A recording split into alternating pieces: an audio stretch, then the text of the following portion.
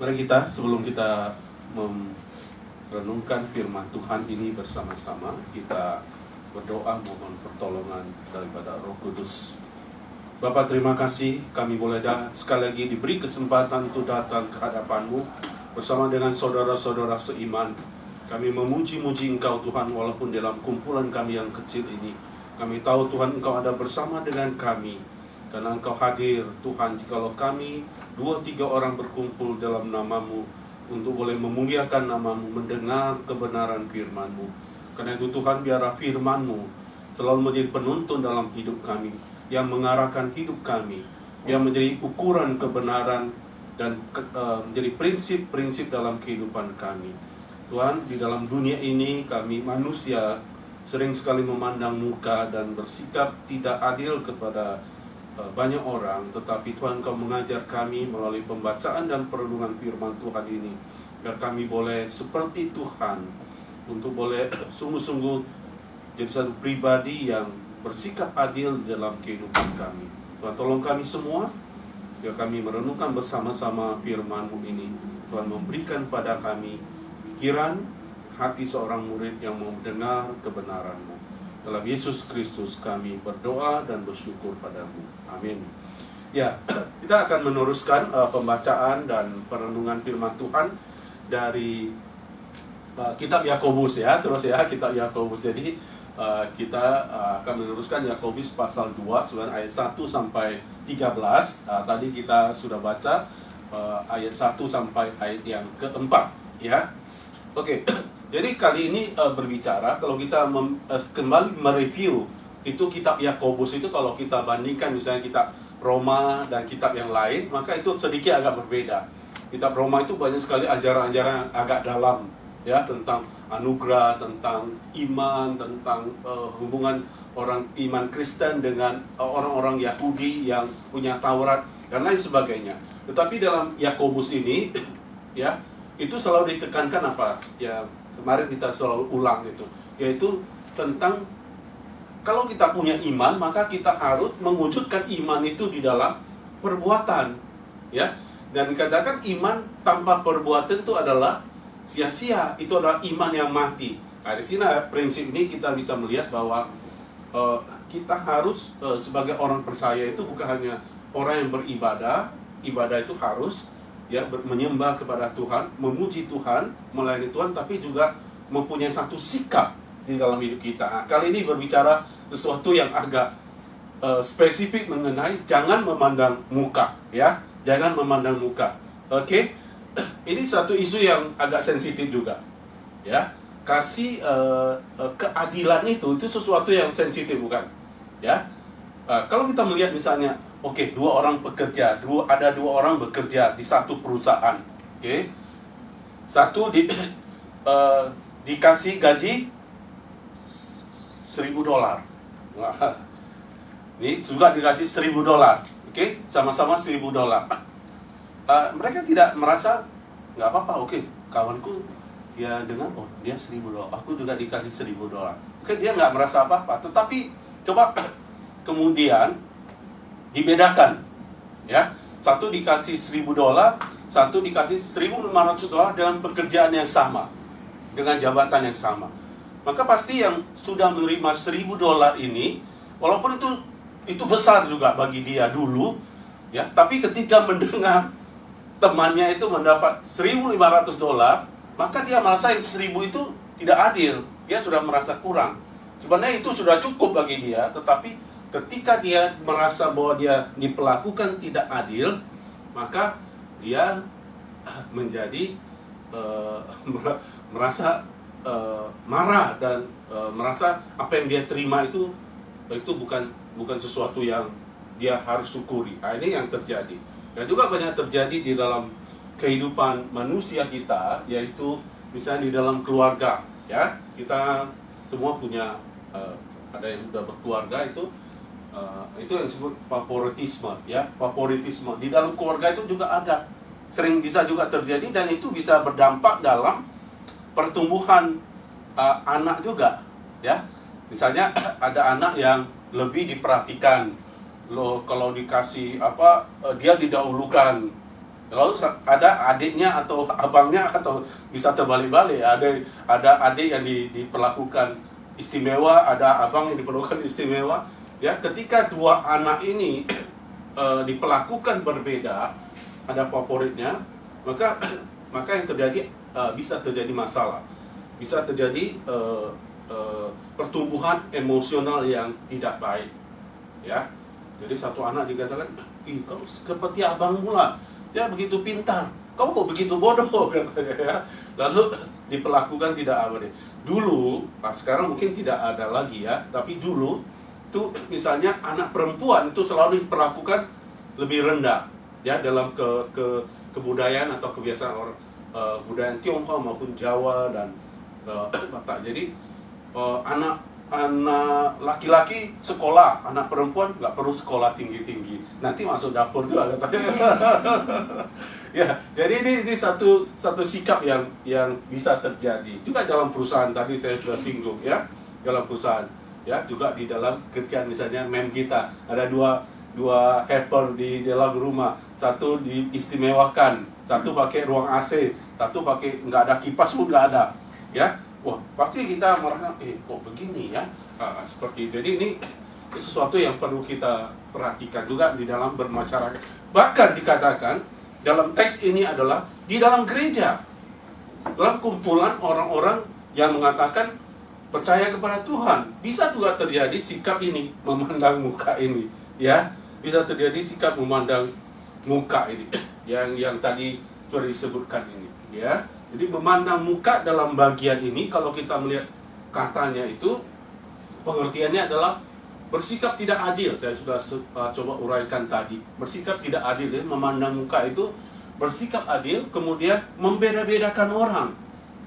Ya, ya, kalau yang dikatakan kalau orang yang kaya diperlakukan, wah, luar biasa. Tapi kalau orang yang pakaiannya compang-camping, ditolak, ya, ditolak. Jadi ini bisa terjadi di gereja, bisa terjadi di gereja. Dan ada seorang tokoh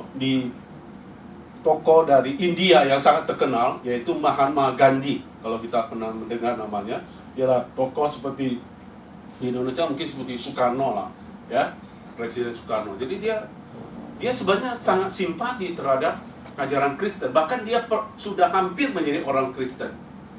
Tapi ketika dia mau masuk ke dalam gereja, waktu itu gereja mereka India itu dijajah Inggris, gereja mungkin gereja yang banyak orang bulenya, dia ditolak. Dia mau masuk ke gereja ditolak.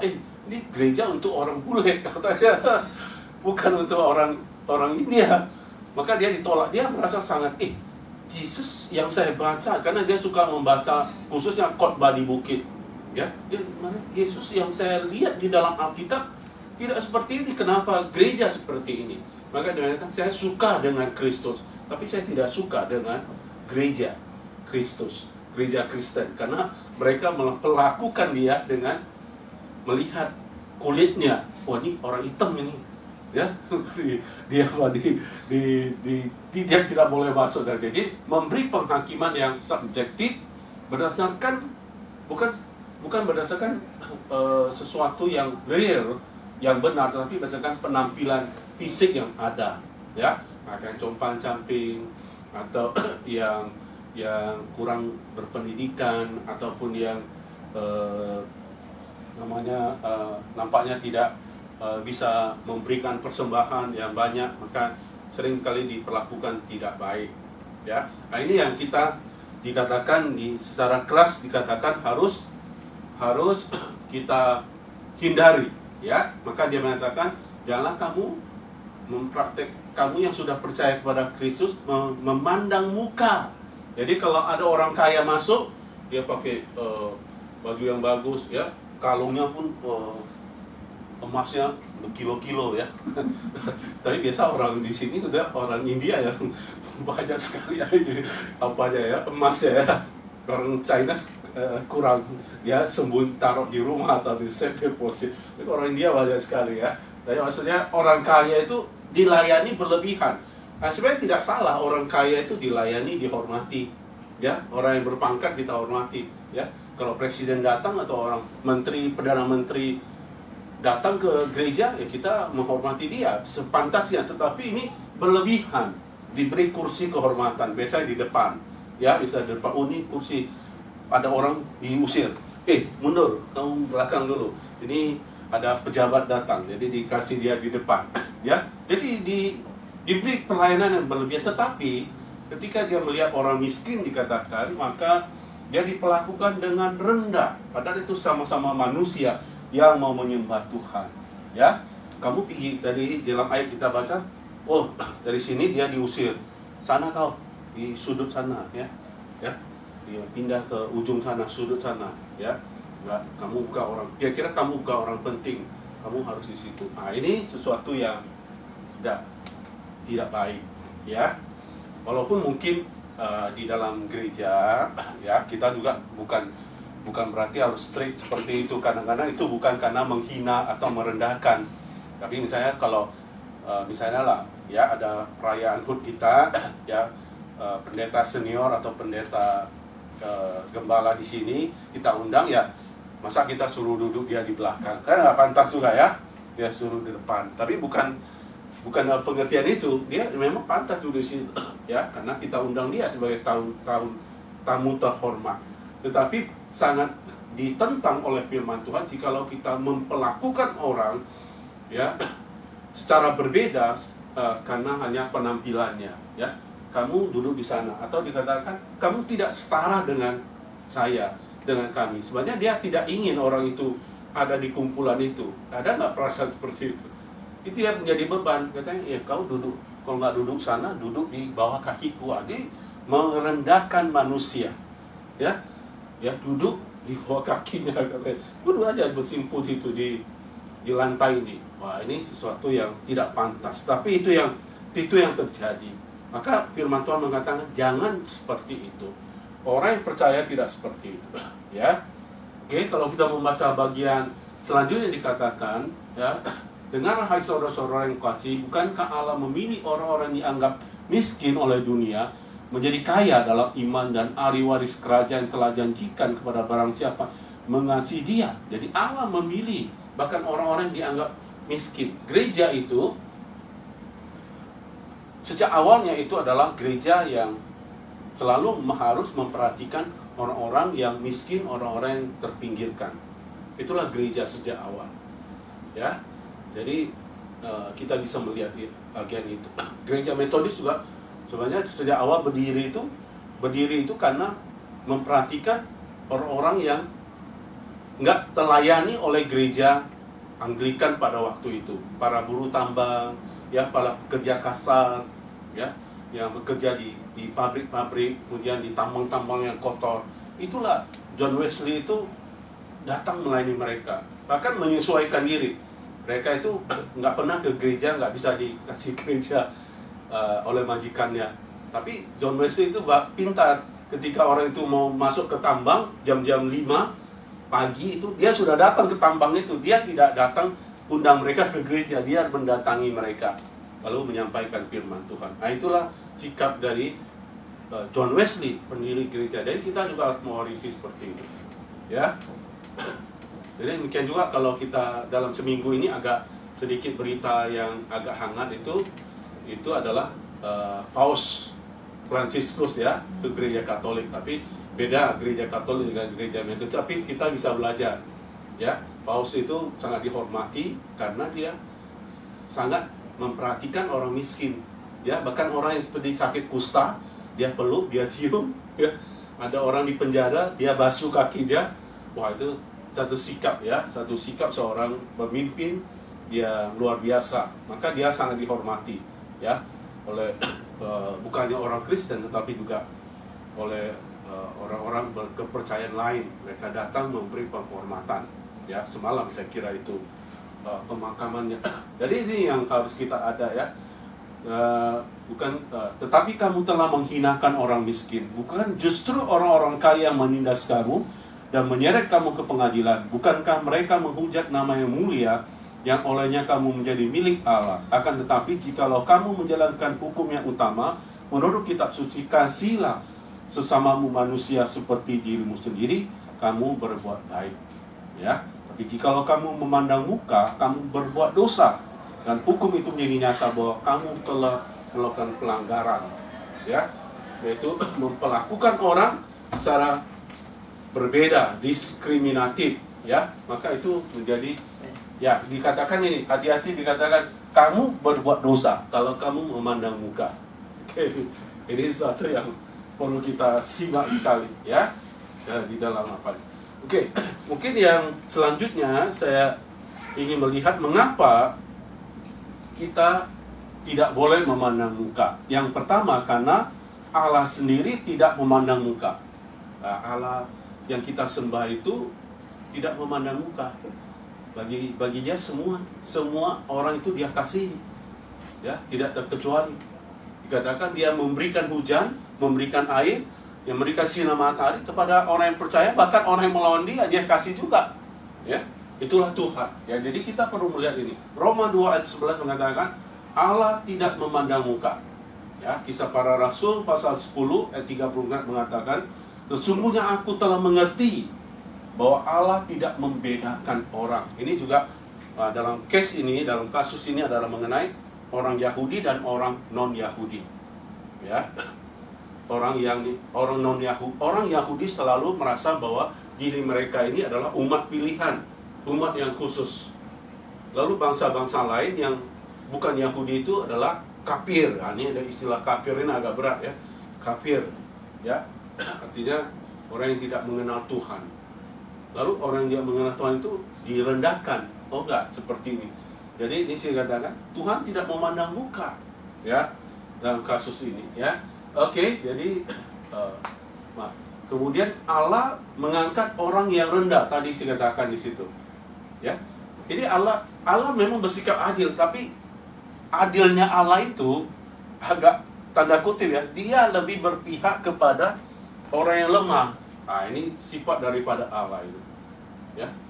Oke, jadi ini sangat penting juga. Justru orang yang dikatakan dalam bagian kita baca tadi, justru orang yang kita anggap itu orang kaya, orang hebat, orang berpendidikan, itu bahkan bisa berbalik menjadi musuh.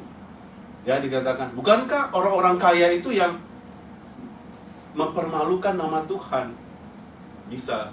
Orang miskin jarang, kadang gak ada yang mau dia banggakan. Tapi kalau orang kaya bisa, dia menghujat nama Allah. Dia membawa kekacauan, ya, di dalam gereja, dalam perkumpulan. Karena dia merasa ada sesuatu yang dia miliki yang lebih daripada orang lain. Karena itu kita harus melihat manusia itu adalah sesama kita, ya. Dia adalah image of God. Dia adalah ciptaan Allah, ya.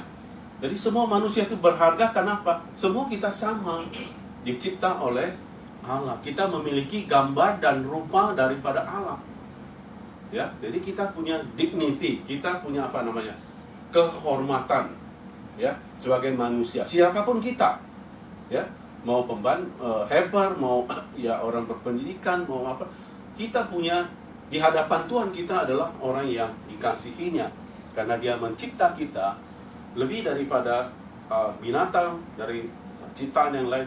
Dia memberikan nafas hidupnya kepada kita. Dia memberikan image of God, gambar dan rupa Allah, ya. Dan tadi kita mengatakan, jikalau kita memandang muka berarti kita berdosa, ya, melanggar hukum kasih itu. Kemudian akan mendatangkan balasan daripada Allah, ya. Kita menjadi musuh Allah kalau kita memandang muka. Nah, karena itu, saudara yang kasih oleh Tuhan, mari kita melihat bagian ini, ya. Kalau Tuhan tidak memandang muka, kita pun tidak boleh memandang muka, ya. Kalau Tuhan selalu adil, maka kita juga harus bersikap adil. Kalau Tuhan memperhatikan orang yang lemah, yang miskin, yang terpinggirkan, maka gereja itu juga harus memperhatikan orang-orang demikian. Itu sebabnya gereja di Teluk Ayer ini ada persekutuan Indonesia, persekutuan untuk kita para helper dan mahasiswa, ya, boleh dilayani, ya. Itu juga adalah bentuk penerapan ini daripada hukum kasih dan bersikap memperhatikan semua orang, bahkan orang yang terpinggirkan, ya. Ini semua kita harus melakukan, memperlakukan orang lain dengan hormat dan patut karena dia adalah image of God. Ini semua kita harus bersikap seperti itu, ya, harus bersikap seperti itu. Jadi ini yang harus kita lakukan, Bapak Ibu Saudara yang dikasihi oleh Tuhan. Tema kita pada pagi ini kan adalah jangan memandang muka, ya. Nah, biar kita boleh menerapkan dalam hidup kita sehari-hari dalam tugas dan tanggung jawab kita masing-masing. Mari kita menjadi seorang yang sungguh-sungguh bukan hanya orang Kristen yang beribadah, tetapi orang Kristen yang punya sikap hidup yang adil di dalam kehidupan kita. Mari kita berdoa. Bapak, terima kasih untuk pembacaan perenungan firman Tuhan yang sudah sampai kepada kami. Kami berdoa kiranya Tuhan menolong kami semua, agar kami seperti Tuhan tidak memandang muka, kami juga tidak memperlakukan orang lain dengan penghakiman dan pembedaan-pembedaan yang kami lakukan sebagai manusia. Tuhan tolong kami untuk bersikap adil, karena Tuhan juga adil bagi kami. Biar kami juga bersikap mengasihi bahkan orang-orang yang lemah dan perlu diperhatikan. Biar kami juga seperti bisa melakukan yang seperti itu, ya Tuhan. Tuhan, terima kasih. Jadikanlah perkumpulan yang kecil di tempat ini, Indonesia Service, belum menjadi kumpulan yang saling memperhatikan, saling merangkul satu sama lain. Karena Tuhan, kiranya Engkau dipermuliakan di tengah-tengah kami. Kami berdoa, bersyukur padamu, melalui Yesus Kristus, Tuhan Juru Selamat kami yang hidup. Amin.